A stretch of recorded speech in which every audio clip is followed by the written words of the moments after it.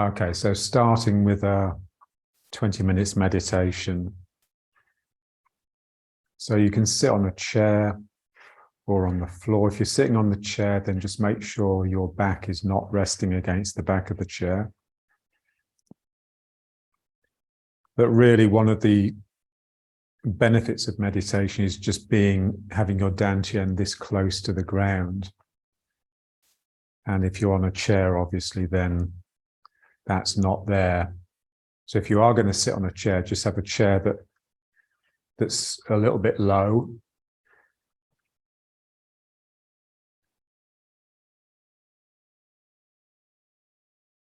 So the hands, so this is like the Tibetan way.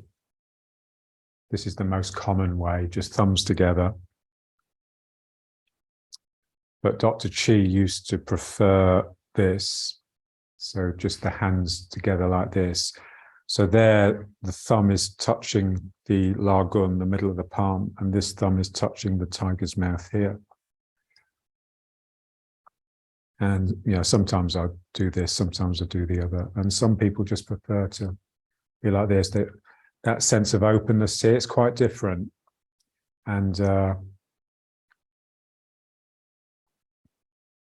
important thing really is that when you meditate, once you decide, okay, I'm going to meditate for 20 minutes, you just stay in that position. You don't move around. So you don't get bored with this and then start doing this. You wait for the next session. Yeah. And then the one that John used to like was this, which apparently he said was Sufi, but I'm not sure. Because one of the problems of meditation is it just being double weighted in the sense of being symmetrical. So both sides of your body doing the same thing. So if there's an element of asymmetry, simply just one hand looking up, one hand looking down, then there's movement within the body, there's movement between the two sides. And just sitting long enough for you to just let go of the stiff image that you have of sitting still. So when we sit still, we do tend to sort of stiffen up in order to block out the movement. Just want that to just relax, and then maybe you'll find your head moving around a little bit. Maybe you'll find yourself moving with the breathing. That's great. It just means that you're beginning to melt a little bit. You're not frozen anymore. Yeah. Okay, so let's start. I'll just put my timer on the phone. I can open it up.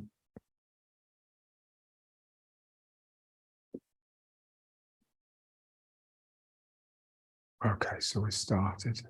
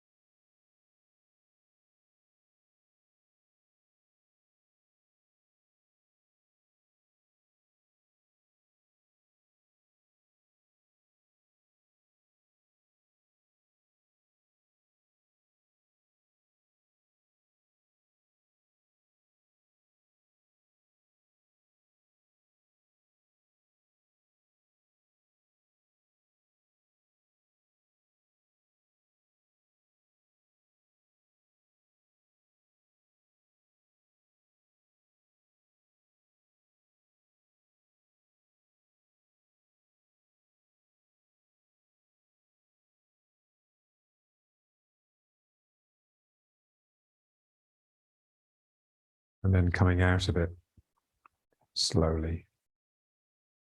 So when you meditate, you just slow down because you get into the breathing, out of the thinking head and into the breathing body. So we normally finish by just bringing the hands together. And then you can just do a few twists, a few stretches to get the body gently moving.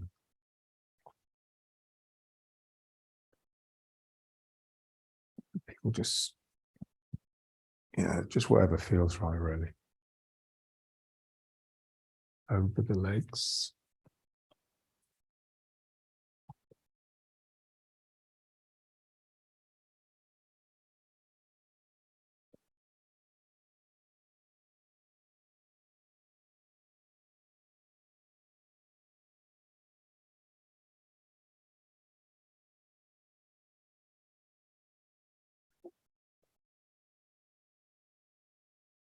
And if you're struggling when you're meditating, you can just always just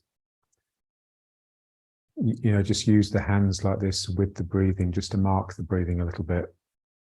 Because when the body's obviously moving, it's easier to be with it, with your mind, with your attention. Or just reach down and just touch the floor and just feel how the ground will just drain your head of excess thinking if you let it. And then you can just slip the other side.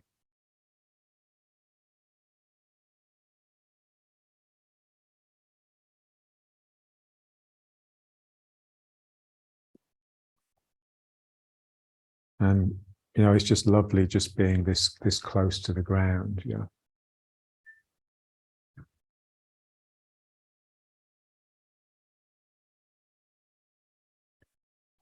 And then coming up, just try and do it gracefully, really.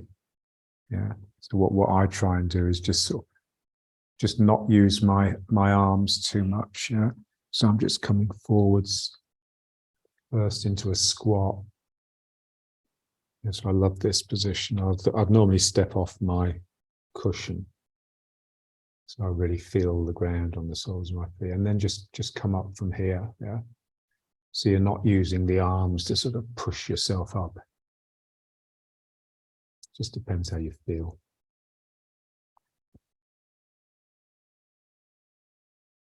And also when you get into the posture, you can just try and get into the habit of just getting your legs in position without having to pull them in with the arms. So you're just trying to do things mindfully and with intention and with grace, really.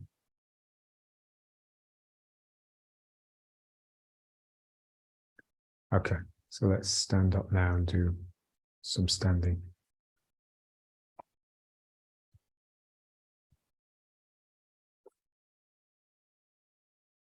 Okay, so let's just try just a little bit of moving side to side, but the pulling with the legs.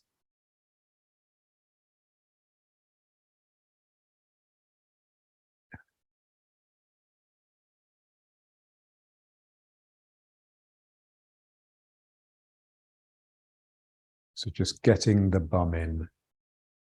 So just our new interpretation of that instruction, which is the feeling that the spine is going down into the legs and touching the ground. So as I pull with my leg, I'm joining the bottom of my spine to the ground beneath the foot. So I'm always sinking.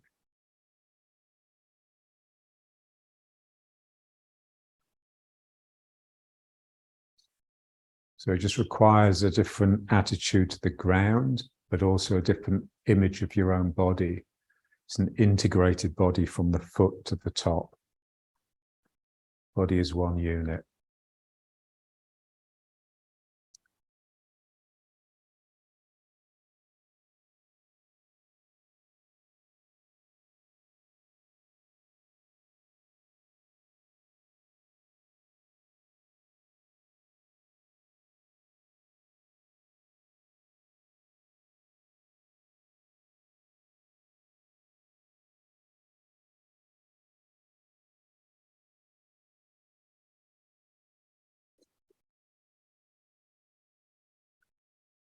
So feeling the full and empty.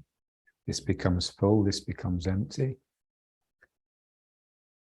And then also just feeling how the full side is the passive side and the empty side is the active side. So as I fill this leg, this foot opens up as though it's trying to reach out into the world. And then it starts pulling and crunching up until eventually my weight goes into the heel. And that's when it becomes passive. So when I'm using the front of the foot is active. And when I'm using the heel, the foot becomes passive. Because it's all it's doing is holding the weight. It can't really do very much because there's so much weight on it.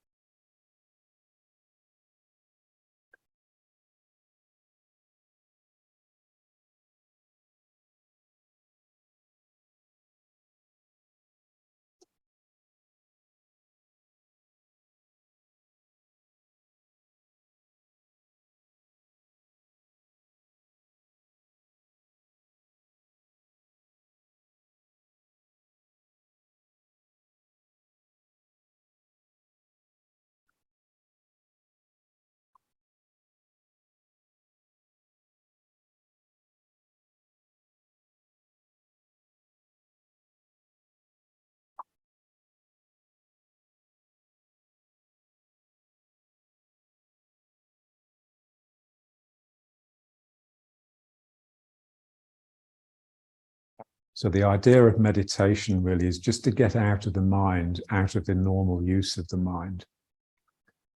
Because the mind, its normal use is to create images.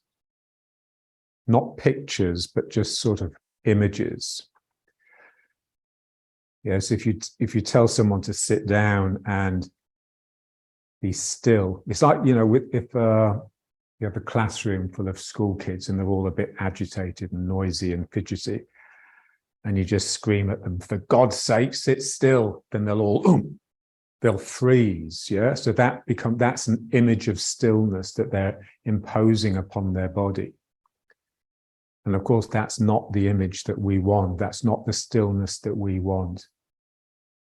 And it's the same with quietness. If you tell someone to quieten their mind, then they'll just lock out the thoughts, only for a while. And it's not that. So it's not the use of force in any way. We don't want what we do to make us more tense, but less tense. So the key word really is relaxation. The ego is built of tension. If you were completely relaxed, you wouldn't have an ego.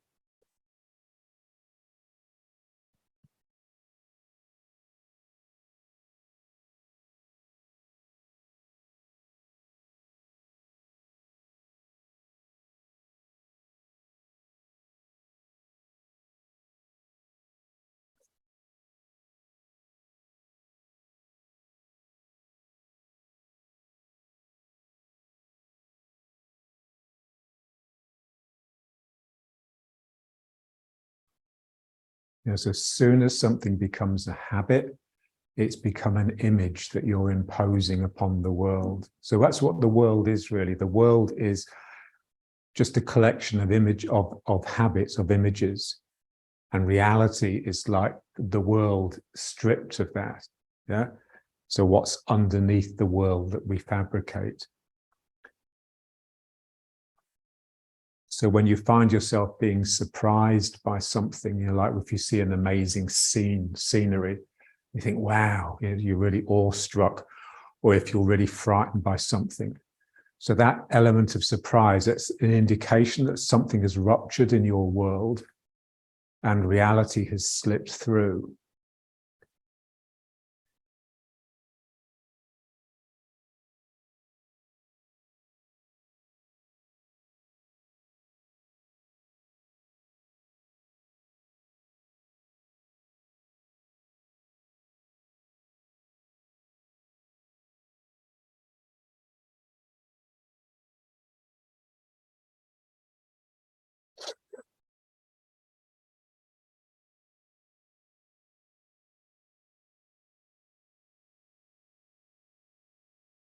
And the reality that we're interested in is the world of spirit.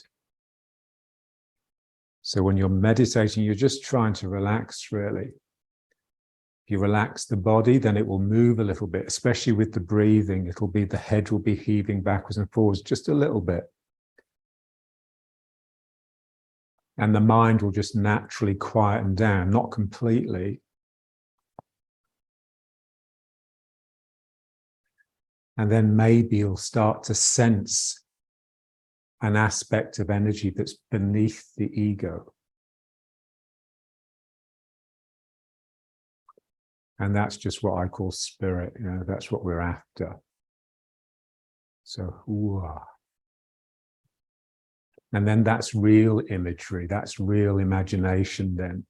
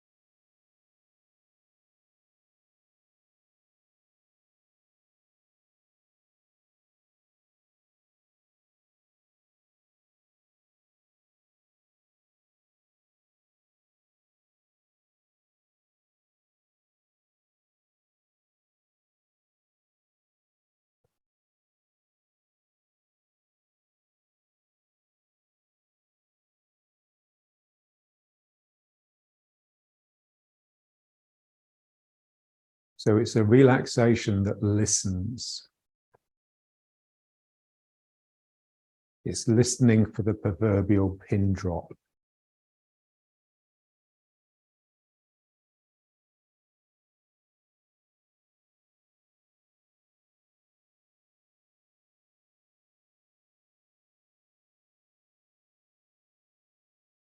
Yeah, so with that degree of intensity in the listening, there's always that element of anxiety there, like, oh, will I hear it, you know?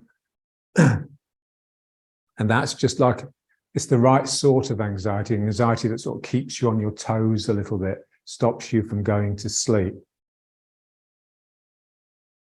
So we need that, otherwise we will go to sleep.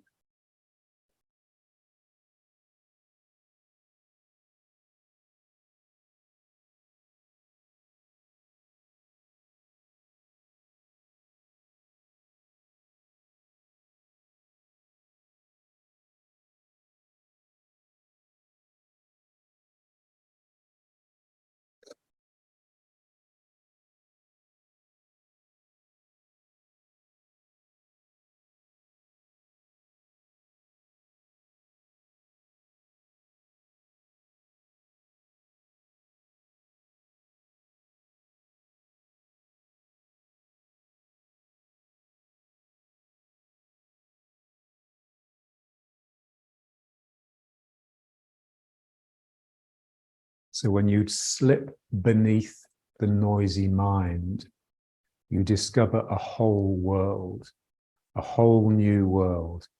It's a bit like, you know, when we were kids and you'd lift up a stone and there'd be a whole different world underneath that stone, all these creepy crawlies. So it's a bit like that with the mind. The noisy mind is a bit like a stone. And if you can just overturn it and take it away, you'll see that there's so much detail and beauty that we are willingly obliterating just to make life a little bit easier for us. Yeah.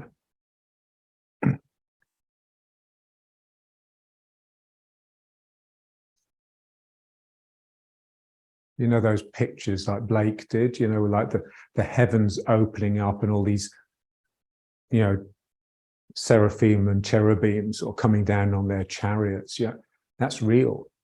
Yeah, that's how he saw sunbeams. Yeah, they were alive.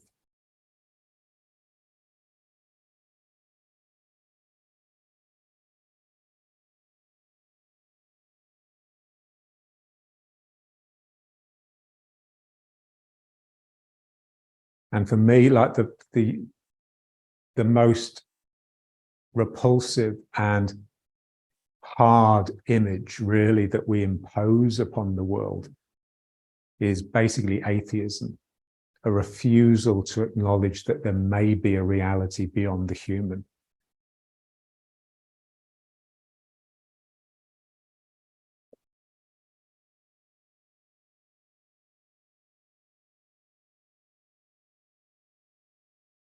So atheism is just, it's like a really sort of limited religion, really.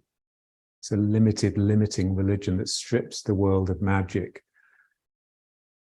So it refuses to acknowledge that the way may be an unknowable. There may be things that human beings are not capable of entering, let alone grasping.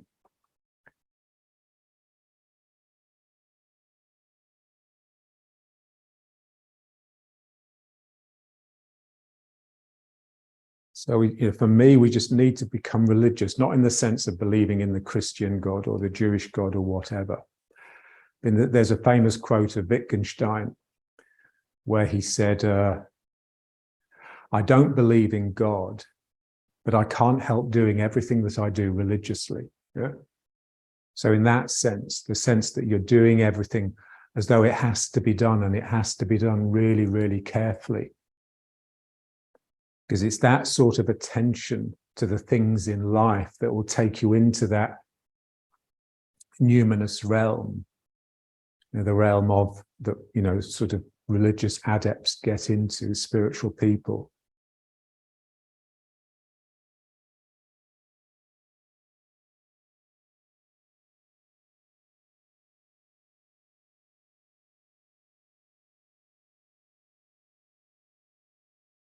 Okay, now let's just bring it to riding horse. And again, there's just this feeling that the bottom of your spine, instead of sitting on your legs and the tail pointing back a little bit, the tail is just completely relaxing down the backs of your legs. And there's a sense that your bottom of your spine, your sacrum, is touching the ground underneath each foot. So your leg is just like a series of extra vertebrae on the end of the spine. And the same with the arms. The arms are branching out from the spine, but they don't differ that much from the actual spine itself.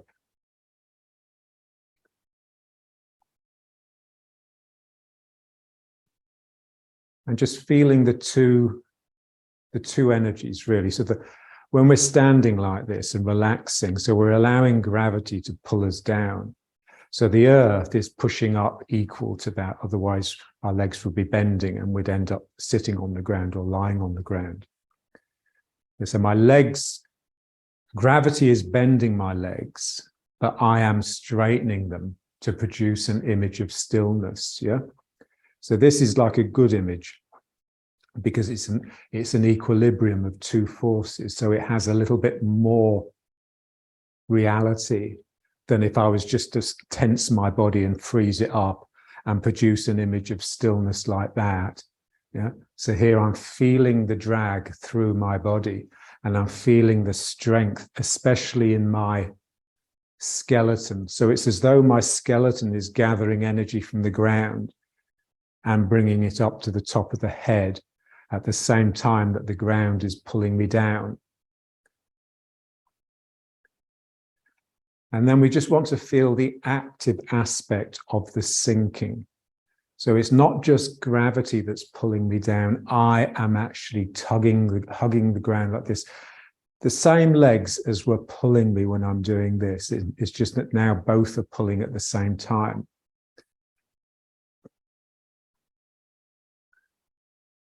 And then when you can get into that, this just opens up a lot more.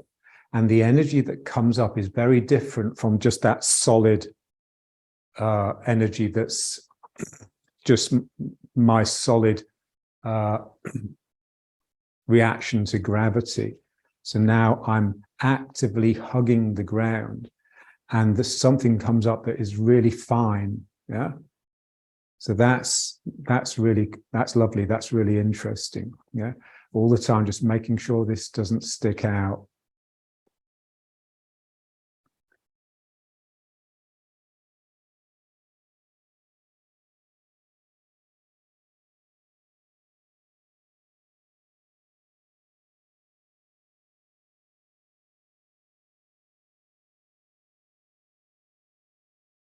Okay, now let's just activate these muscles now in the back. So just by turning, trying not to turn the hips too much, just one side is pulling, and then I relax that, and the other side pulls. So just keep it simple, keep it slow, keep it even, and just slowly those muscles will wake up and your mood will shift. You'll just become more ruthless and just more internal, really. Inside looking out very much, rather than, so no element of being outside trying to get in. You're in because you're in those muscles. So those muscles are really internal, but they're about as internal as we can really control. I mean, obviously there's muscles deeper, but it's difficult to have any sense of them or to control them. They're more like involuntary muscles. So here, I'm just,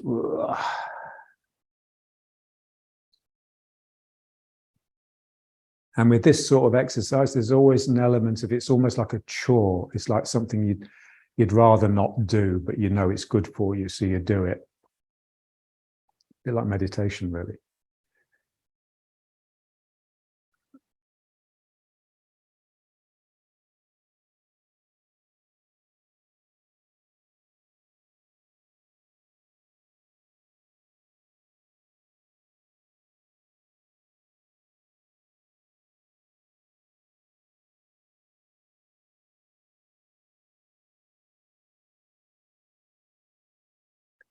And the difficulty is the difficult all the time, really, is just to stop yourself from getting distracted, stop your mind from wandering. That's why I love that, that video of the guy doing the long form, the Dong guy. And you could just see it was so slow and so sunk. It was like he was really imagining resistance. So it was completely connected. There was no sense of his mind wandering at any point. It's beautiful. I've never seen anything like that.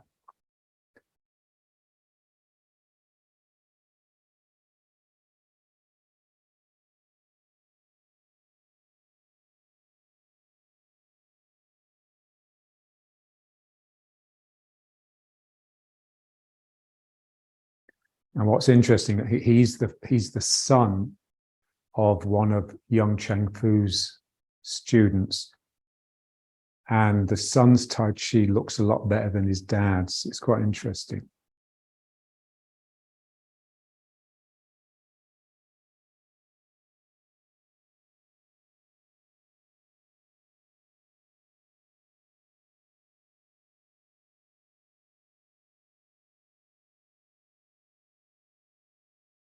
Okay, and now just let it slip into just the first warm-up exercise, but now really feeling sunk in the legs.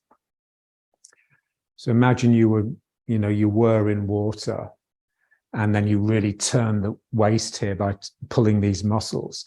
It's liable to take you off your feet. You're liable to lose your footing because you're using so much effort. So this sense that you're really sinking into the legs just to keep your footing.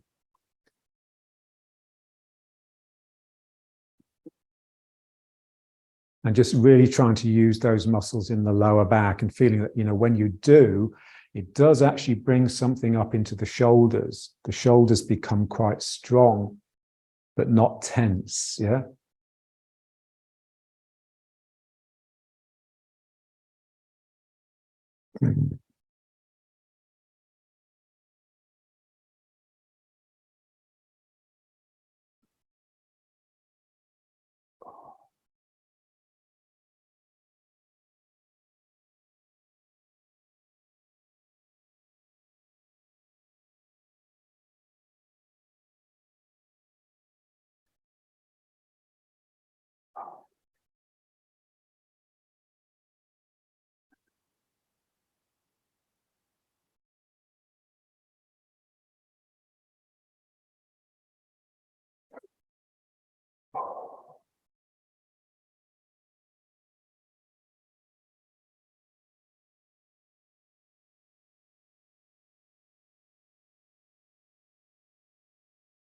Okay, so let's bring it back. So heavy shoulders, sink the shoulders, heavy elbows pulling you down, loosening the hips, relaxing the hips, and just feeling how that just returns into a concentratedness. So the spirit concentrates. So that's really important. From the relaxation comes a concentration.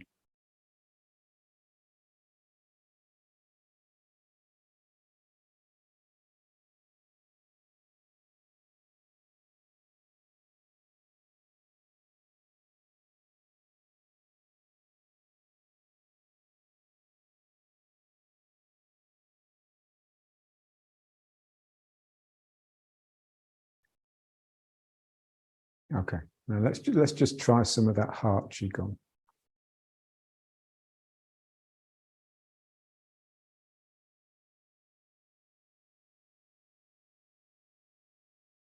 So here, as my upper back gets straighter and straighter, I'm able to sink more and more down the spine and into the legs.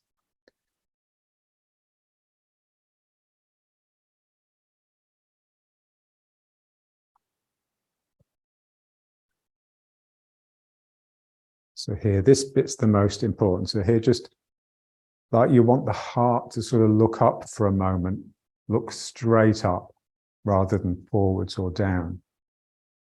And that will just enable the spine to release down as well as up.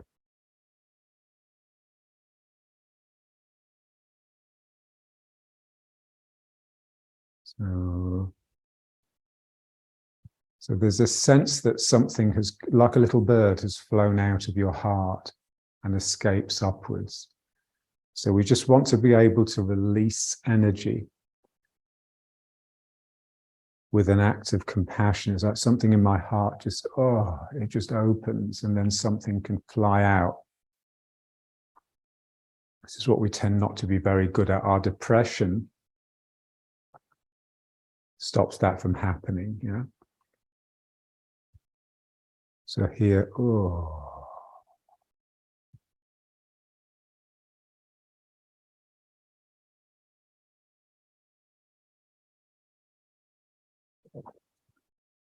Yeah, so we need to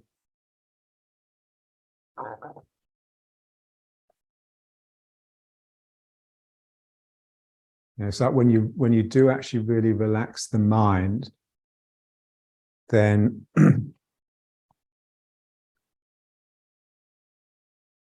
it's like you have a different attitude to time.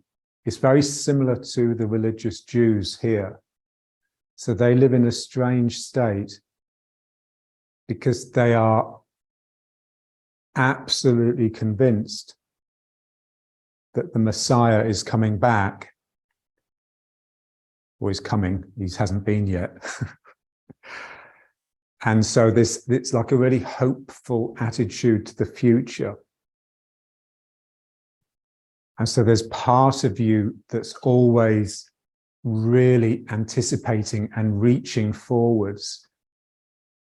So that's like that has been just killed by our depression, you know, and by this insistence of there really being no future. So, you know, instant gratification.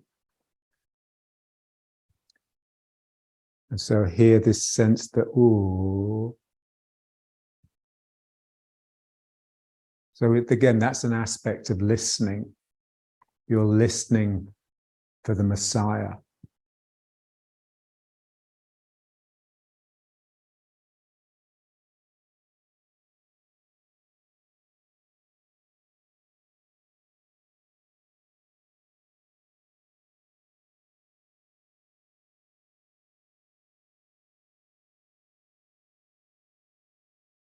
So when the mind is quiet, it's like a blank, it's like the tabula rasa, it's like the blank slate.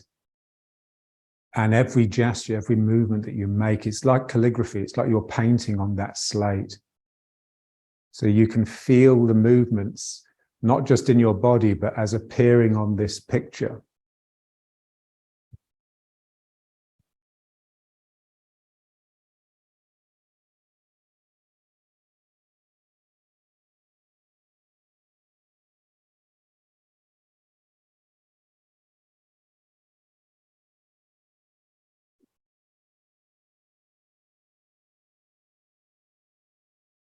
So, recently I came across a phrase that really struck me.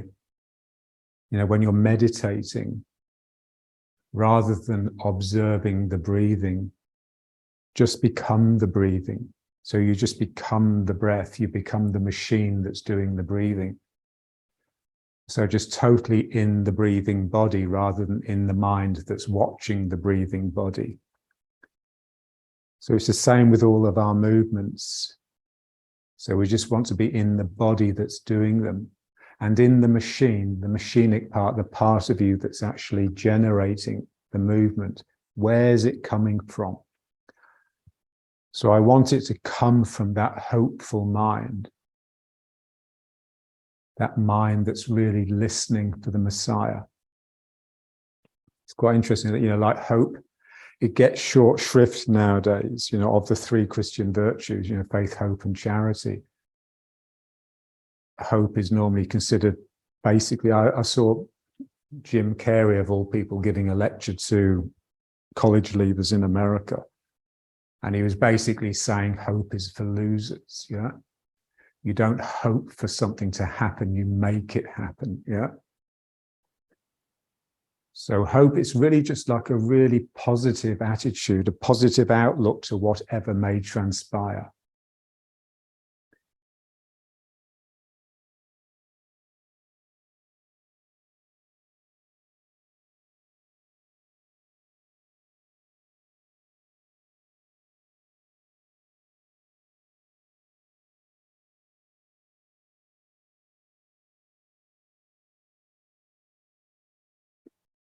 So that moment here where the little bird escapes, you've almost turned yourself inside out. You've really shown the world your insides, the inside of your heart.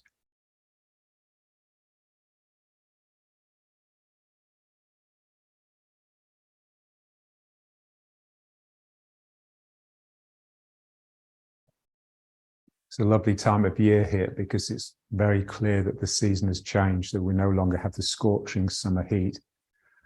It's now definitely autumn. There's a chill in the air and you need to put something on at night time. And the kids are off school for a week because it's Sukkot. So all the religious people have their little sort of huts that they've made in the garden. And the kids are off school. So today I was sort of passing. And, the religious people can't afford to send their children to these after-school activities. Because most bourgeois parents will send their kids to they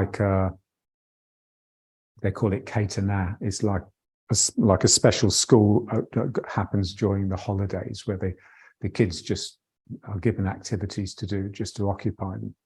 So the religious people can't afford that because it costs a bloody lot of money.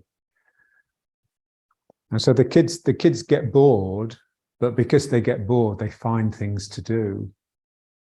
And then they just do it. So today there's a whole bunch of them and they've just decided to sweep all the leaves up in the street. And they were doing such a good job and they were getting so much pleasure from it.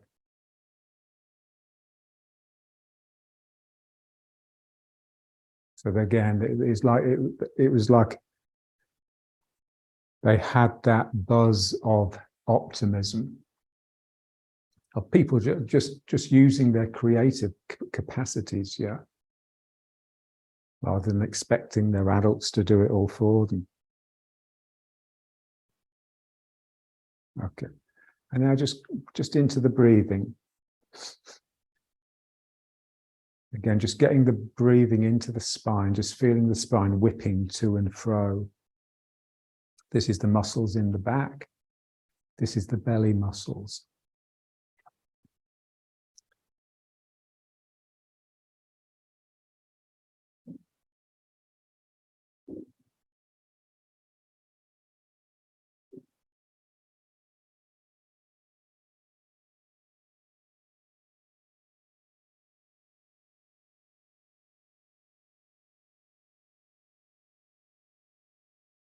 And again, you're in the body breathing.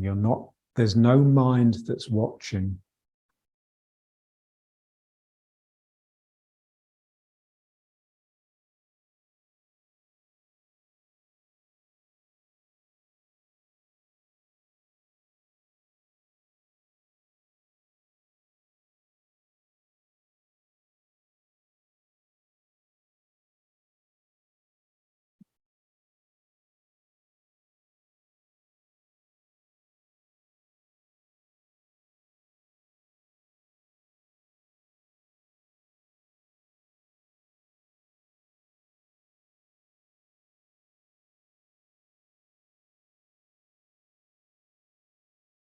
That's good. So when you pull forward, just be really careful you don't let the bum go out. So the more your head pulls forwards, the more your tail has to tuck under. But without tensing the tail if you can, because otherwise it will just curl up even more than it is. So we really want to feel a separation in the spine at the min meng. So what's above the min meng comes up and over the top of the head and down into the heart. And what's under the min meng, the ming men, comes down and under and then up into the dan qian.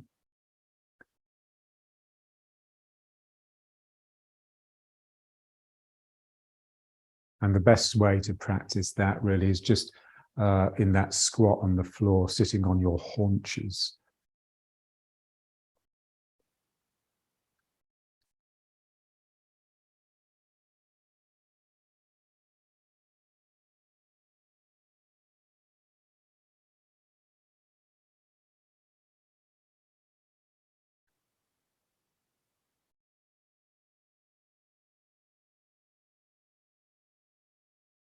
Yesterday, I had my acupuncturist student come, and he arrived, and we always meditate for like 40 minutes first. And then I said to him, "How are you feeling?" He said, "Oh, I feel terrible." You know, for a couple of months ago, he said everything was right. I just felt great, you know, everything. And now he said, I just feel like nothing's working, everything, you know. And then I touched him and I thought, wow, he's made so much progress. You know? He was so much softer because he was like a typical Israeli guy, like a soldier, really stiff as a board. And he just felt so soft and liquid. And this is the thing, you know, when you make progress in Tai Chi, you don't feel good. You feel fucking awful. And then it's just a matter of just becoming familiar with that feeling and telling yourself, this is progress, I've done well. Because really it's just, you're just doing without hardness. And the hardness is there for a reason. It's there to sort of give you comfort and support. And when you let it go, you just feel like you're just flailing. And you don't know anything anymore because everything becomes just fluid. You can't rely on anything. Yeah, and that's the feeling of progress in Tai Chi.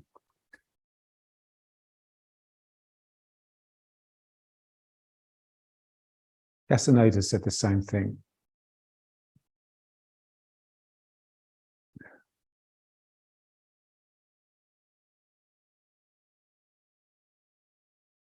But there he just said that feeling of feeling awful.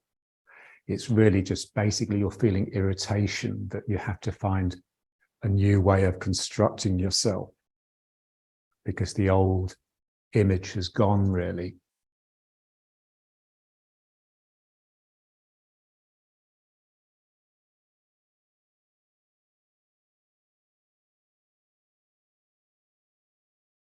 Yeah, so like even enlightened masters, you know, you see them and there's definitely an image there. You know, they have built something to present to the world. It's just not as crusty and obnoxious as an ego. The ego just obliterates everything. It blocks everything out that it doesn't want to come in. So it's like a real control freak, whereas the image that you make is just one that you have to make just to survive the world. And it's something that you just completely let go when you do your work. It doesn't control you, you control it.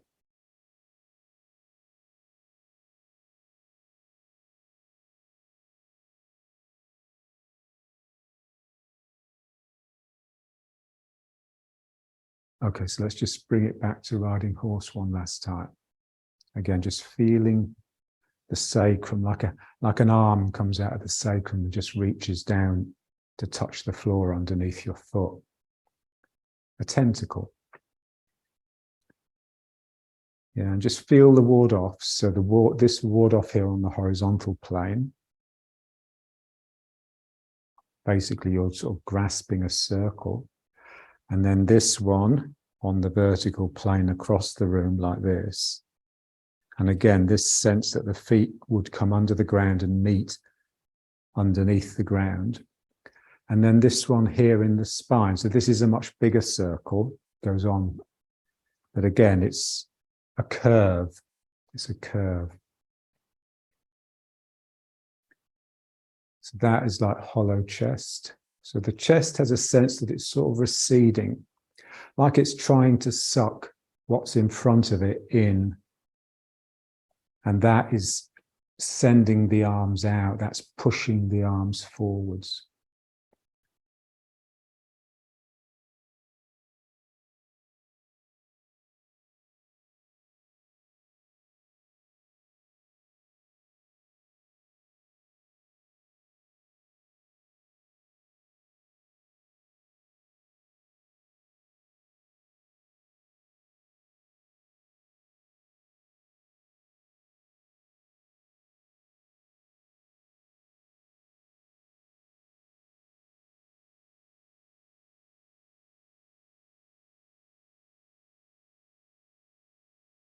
And just trying to just relax the mind. You know, it's relatively easy to relax the body. The mind's the difficult one.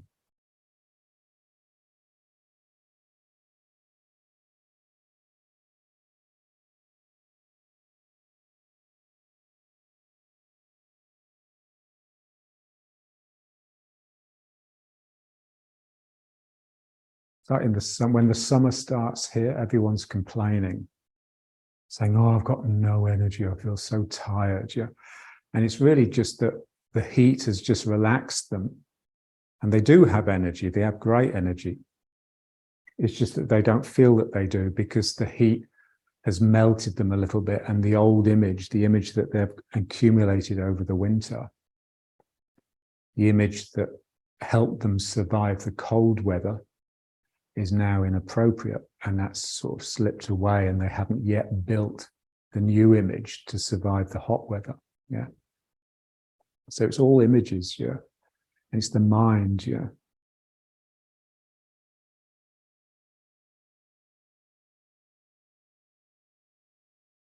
Okay, so let's just bring it up.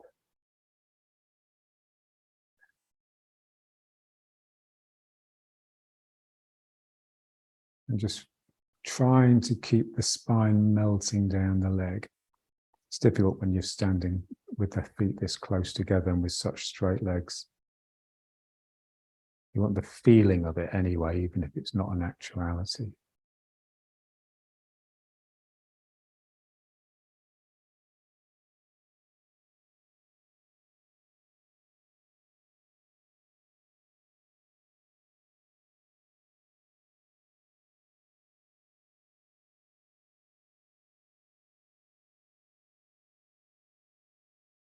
So just feel like you're just about to slip into the form. So you just, oh, you're just, it's almost like you're going to slip into the form and then you just catch yourself.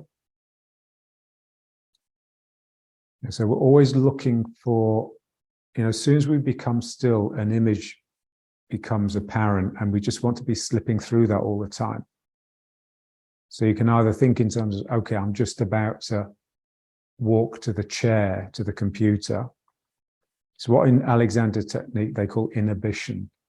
So you inhibit the response, you have the response, the desire to do the next activity, but you sort of inhibit it so that you're hovering on the brink all the time. You haven't settled into something, which tends to happen when we become still.